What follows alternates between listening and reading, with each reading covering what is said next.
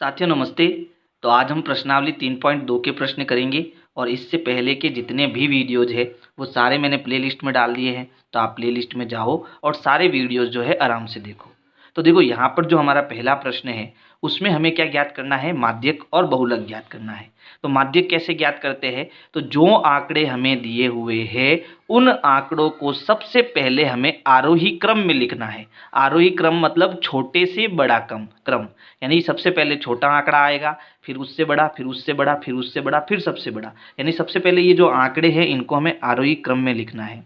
फिर हम माध्यक कैसे ज्ञात करेंगे, तो आरोही क्रम में जो सबसे बीच वाला आंकड़ा होगा, जो इन सब के बीच में आता है, वही इसका क्या हो जाएगा, माध्यक हो जाएगा। और बहुलक कैसे ज्ञात करेंगे, तो इन आंकड़ों में जो सबसे ज़्यादा बार आता है वो हमारा क्या हो जाएगा, बहुलक हो जाएगा। तो देखो इस पहले प्रश्न को करना हमें। पहला प्रश्न है, गणित की एक परीक्षा में 15 विद्यार्थियों द्वारा 25 में से प्राप्त किए गए अंक निम्नलिखित है। तो किसी के 25 में से 19 आए, किसी के 25 में से 25 आए। तो ये आंकड़े हमें दिए हुए हैं। इन आंकड़ों का बहुलक और माध्यक ज्ञात कीजिए। ठीक है, क्या ये समान है, ये भी हमें बताना है। तो सबसे पहले ये जो आंकड़े हमें दिए हैं हम इसको किस क्रम में लिखेंगे, आरोही क्रम में। तो इसमें देखो सबसे छोटा आंकड़ा क्या है, तो यहाँ देखो सबसे छोटा आंकड़ा है 9। 9 नहीं है, यहाँ पर देखो 5 भी है। तो सबसे छोटा छोटा आंकड़ा हमारा हो गया 5। फिर यहाँ 5 और कोई है क्या, देखो 5 एक बार ही है, चलो ठीक है। फिर इसके बाद में आता है 9। तो 5 के बाद क्या आ जाएगा, 9 आ जाएगा। और 9 के बाद है 10। कहाँ है 10, ढूंढो। तो देखो ये हमारा ये रहा 10। फिर 10 के बाद में क्या है, 10 के बाद में है क्या आएगा, 12 आएगा। तो यहाँ 12 आ गया। फिर 12 के बाद कौन सा आंकड़ा होगा, तो 12 के बाद देखो ये 15 आ रहा है। ठीक है, तो ये इससे बड़ा है, तो यहाँ 15 आ जाएगा। फिर 15 के बाद 15 से बड़ा कौन है, 16 है ना, तो 16 आ जाएगा। फिर 16 के बाद देखो कौन आ रहा है, तो 16 के बाद आ रहा है 19। तो ये 19 आ गया। फिर 19 के बाद क्या आता है, 20 है ना। और देखो 20 कितनी बार है, 1 2 और 3। 20 यहाँ 3 बार है, तो 20 को हमें 3 बार लिखना है। ठीक है, फिर देखो 20 के बाद क्या है, 20 के बाद है 23। और 23 कहीं है क्या, नहीं है ना, और कहीं नहीं है 23। तो 20 के बाद आ गया 23।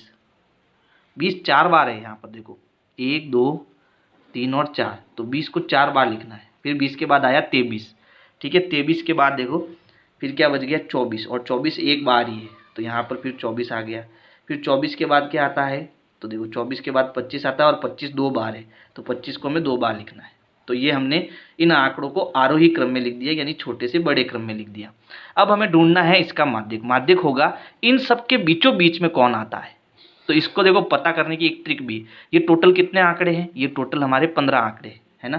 तो इसका सूत्र होता है n+1/2।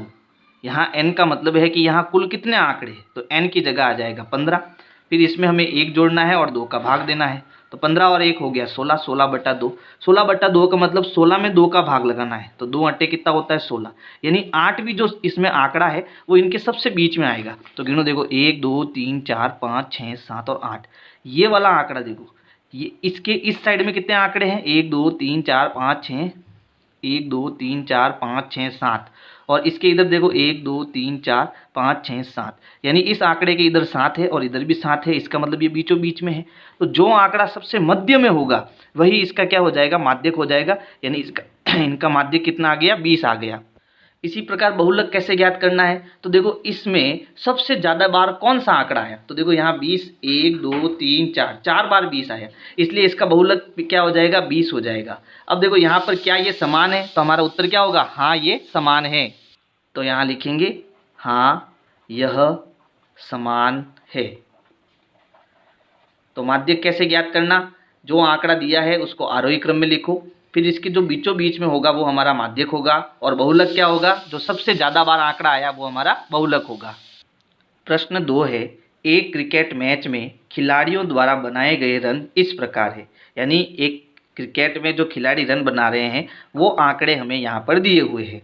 इन आंकड़ों के माध्य, बहुलक और माध्यक ज्ञात कीजिए, क्या ये तीनों समान हैं। तो अब हमें माध्य भी ज्ञात करना है, माध्यक भी ज्ञात करना है और बहुलक भी ज्ञात करना है। तो सबसे पहले हम माध्य ज्ञात करेंगे। तो देखो माध्य का सूत्र क्या होता है, आंकड़ों का योग बटा आंकड़ों की संख्या। आंकड़ों का योग बटा आंकड़ों की संख्या। तो यहाँ पर ये जो आंकड़े दिए हैं इनको सबसे पहले हमें क्या करना है, जोड़ना है। तो यहाँ पर 120 100 ये पहले ले लेते हैं हम, 100 और 120, फिर इनमें ये सब जोड़ते हैं। तो अब देखो मैं यहाँ पर 50 80 ये ले रहा हूँ, पहले 50 आ गया, 80 आ गया, फिर उसके बाद 10 15 10 10 15 10, फिर 15 15 15 और 15, और फिर हम ले लेते हैं 6 और क्या बच गया 8। इन सबको हमें जोड़ना है, तो जोड़ते हैं। देखो तो 5 और 5 10, 5 15, 15 और 6 हो गया 21, 21 और 8 कितना हो गया, 21 और 8 हो गया 29। हासिल लगेगा 2, 2 और 2 4, 4 और 5 9, 9 और 8 कितने हो जाएंगे 17, 18 19 20 21 22, 22 का 2 हासिल का 2, 2 और 1 3 और 1 कितना हो गया 4। तो इनकी जोड़ कितनी आई 429। तो आंकड़ों का योग तो हो गया 429। अब ये कुल कितने आंकड़े हैं, यानी आंकड़ों की संख्या कितनी है, 1 2 3 4 5 6 7 8 9 10 11। तो इसमें अब हम क्या करेंगे, 11 का भाग लगाएंगे। तो 429 में 11 का भाग देंगे तो 11 तिया होता है 33। फिर देखो 12 में से 3 गए, पीछे बचे 9, 3 में से 3 गया 0, फिर ये 9 यहाँ आएगा। अब 11 नम कितना होता है, 99 होता है। तो हमारा उत्तर कितना है 39, यानी ये 39 तो हमारा क्या हो गया, माध्य हो गया। ठीक है, और ये क्या है, सब रन है, तो यहाँ हम 39 रन कर सकते हैं। तो ये पहला उत्तर आ गया। अब दूसरा उत्तर हमें माध्यक और बहुलक ज्ञात करना है। तो इसके लिए पहले इन आंकड़ों को हम किस क्रम में लिखेंगे, आरोही क्रम में लिखेंगे। तो चलो पहले हम इनका क्या लिख देते हैं, आरोही क्रम लिख देते हैं। तो यहाँ पर देखो सबसे छोटा आंकड़ा क्या है, 6 है, तो पहले 6 आएगा, फिर 6 के बाद 8 है तो 8 आएगा, फिर क्या है 10 है, और 10 कितनी बार है, 2 बार है, तो 10 को हम 2 बार लिखेंगे। फिर 10 के बाद है 15, और 15 भी कितनी बार आ रहा है, 3 बार आ रहा है ना, तो 15 को हम 3 बार लिखेंगे। फिर उसके बाद देखो 15 से बड़ा कौन है, तो 15 से बड़ा यहाँ आ जाएगा 50 है ना, पहले 50 आएगा, तो 50 आ गया। फिर 50 के बाद 80 आएगा, और 80 के बाद 100 और 120 कितना आएगा 100, और फिर आएगा 120। तो ये हमारे आंकड़े क्या हो गए, आरोही क्रम में हो गए। अब इनका हमें एक तो ज्ञात करना है माध्यक, और एक हमें ज्ञात करना है बहुलक। तो देखो इसमें माध्यक क्या होगा, सबसे बीच वाला आंकड़ा हमारा माध्यक होगा, है ना। तो सबसे बीच वाला आंकड़ा, ये कितने आंकड़े टोटल 11, और 11 में सबसे बीच वाला आंकड़ा ज्ञात करना है। तो 11 में 1 जोड़ के 2 का भाग दे दो, यानी 12 में 2 का भाग देंगे कितना आएगा 6, यानी 6 जो छठा आंकड़ा होगा वो सबसे बीच में होगा, 1 2 3 4 5 और 6, यानी ये बीचों बीच का आंकड़ा है, वही हमारा क्या हो जाएगा, माध्यक हो जाएगा। अब देखो बहुलक, क्या बहुलक इसका क्या होगा, जो सबसे ज़्यादा बार आया। तो सबसे ज़्यादा बार कौन आया, 15 ही सबसे ज़्यादा बार आया, तो हमारा बहुलक का उत्तर भी क्या आ जाएगा, 15 आ जाएगा। यानी इसमें माध्य और माध्यक तो जो है वो समान है, सॉरी माध्यक और बहुलक तो समान है, लेकिन माध्य इसका अलग है, यानी ये तीनों समान नहीं है। ठीक है। प्रश्न 3 है, एक कक्षा के 15 विद्यार्थियों के भार केजी में इस प्रकार है, यानी 15 विद्यार्थियों की ये भार दे रखे हैं, कोई 48 किलो का है, कोई 42 किलो का है, तो ये चीज़ें हमें दे रखी है। पहला प्रश्न है, इन आंकड़ों के बहुलक और माध्यक ज्ञात कीजिए।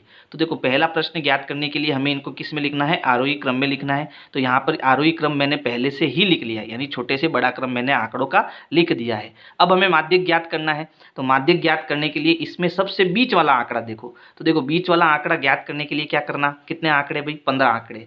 तो आप क्या करो, 15 में 1 जोड़ के 2 का भाग दे दो, तो 15 और 1 कितना हो गया 16, 16 में 2 का भाग देंगे कितना आएगा 8। तो 8वां आंकड़ा सबसे बीच में होगा। तो 1 2 3 4 5 6 7 8, यानी ये जो 40 है वो हमारा क्या होगा, माध्यक होगा। अब बहुलक ज्ञात करना है, तो देखो इसमें कौन सा आंकड़ा सबसे ज़्यादा बार आ रहा है। तो देखो 38 यहाँ 3 बार आ रहा है, 43 भी यहाँ 3 बार आ रहा है, तो इसके 2 बहुलक होंगे। तो पहले तो हमारा कितना आ रहा है 38, तो 38 इसका क्या हो जाएगा, बहुलक हो जाएगा। फिर उसके बाद 43 भी इसका बहुलक है ना, 43 भी क्या है, बहुलक है। तो अब हमें क्या करना पड़ेगा, इसका माध्य ज्ञात करना पड़ेगा। 38 और 43 का जो माध्य होगा, है ना, वह इसका क्या होगा, बहुलक होगा। और माध्य ज्ञात करने के लिए हम क्या करते हैं, आंकड़ों का योग बटा आंकड़ों की संख्या। तो आंकड़ों का योग, इन दोनों आंकड़ों को जोड़ो, तो 8 और 3 कितना हो गया 11, हासिल का 1, 4 और 4 हो गया 8, और ये दोनों कितने आंकड़े हैं, 2 आंकड़े। तो अब 81 में हम 2 का भाग देंगे, तो भाग लगाएंगे तो 2 चौक 8 होता है ना। फिर उसके बाद नीचे उतारेंगे 1, भाग नहीं जाएगा तो हासिल टूट 0 लगाएंगे, और पॉइंट लगा के फिर 0 लगाएंगे, तो ये 10, और 2 पंजे कितना हो जाएगा 10, यानी इसका बहुलक कितना आएगा 40.5 आएगा। ठीक है। अब अगला प्रश्न है, क्या इनके एक से अधिक बहुलक है। तो हम लिखेंगे हाँ, यहाँ एक से अधिक बहुलक है, यहाँ एक से अधिक बहुलक है।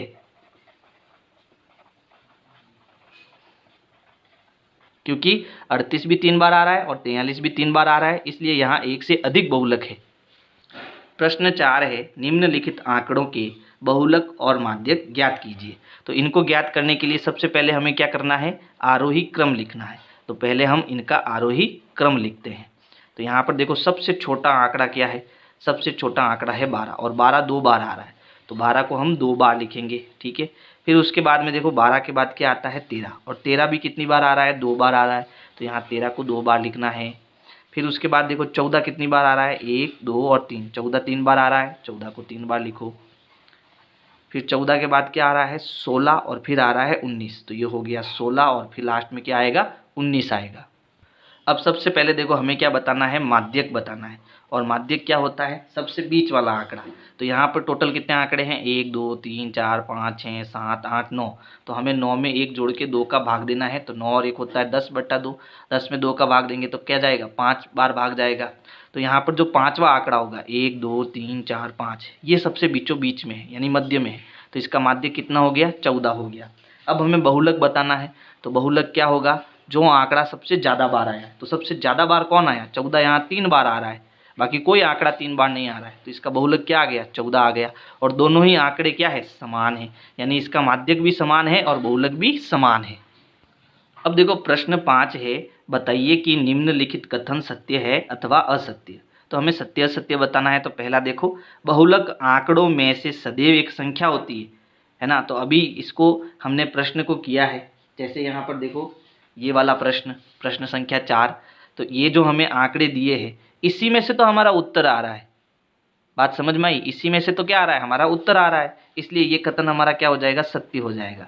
यानी जो बहुलक है वो आंकड़ों में से सदैव एक संख्या होती है, वही हमारा उत्तर होता है। फिर है, माध्य दिए हुए आंकड़ों में से एक संख्या होती है, तो ये कथन हमारा असत्य होगा। क्यों असत्य होगा, क्योंकि जब हम माध्य ज्ञात करते हैं तो हमारा उत्तर, ये जरूरी नहीं है कि जो आंकड़े दिए हुए हो वो उत्तर आए, उससे अलग उत्तर भी आ सकता है, ठीक है। कोई जैसे ये आंकड़े दिए तो इसका जरूरी नहीं कि माध्य इसमें से आए। बात समझ में आ गई। चलो फिर देखो, तीसरा है, माध्यक आंकड़ों में से सदैव एक संख्या होती है। तो ये कथन सत्य है, क्योंकि हमने बहुलक और माध्यक दोनों उन्हीं में से ज्ञात किए हैं। फिर चौथा है, आंकड़ों, जो ये आंकड़े दिए हुए हैं इनका माध्य 9 होगा क्या। तो चलो अपन चेक करते हैं। माध्य क्या होता है, आंकड़ों का योग बट्टा आंकड़ों की संख्या। तो इन सबको जोड़ो, 6 और 4 10, 10 और 3 13, 13 और 8 कितना हो जाएगा, 13 और 8 हो जाएगा 21, 21 और 9 हो जाएगा 30, 30 में 12 जोड़ेंगे 42, 42 में 13 जोड़ेंगे तो 42 और 10 होता है 52, 52 में 3 जोड़ेंगे तो 55, 55 में 9 जोड़ो, तो 55 में 9 जोड़ेंगे तो ये हो जाएगा 64, ठीक है। तो ये हो गया आंकड़ों का योग। अब आंकड़ों की संख्या कितनी है, 1 2 3 4 5 6 7 8, तो इसमें हम 8 का भाग लगाएंगे। तो 64 में 8 का भाग कितनी बार जाएगा, 8 8 64, यानी कि यहाँ पर जो माध्य आया वो कितना आया, 8 आया, ना कि 9 है। तो हमारा ये कथन क्या हो जाएगा, असत्य हो जाएगा। तो इस प्रकार से आपको प्रश्न 5 करना है। और अगर मेरे वीडियोज आपको पसंद आ रहे हैं तो वीडियो को लाइक करो, अपने दोस्तों को शेयर करो। Thank you.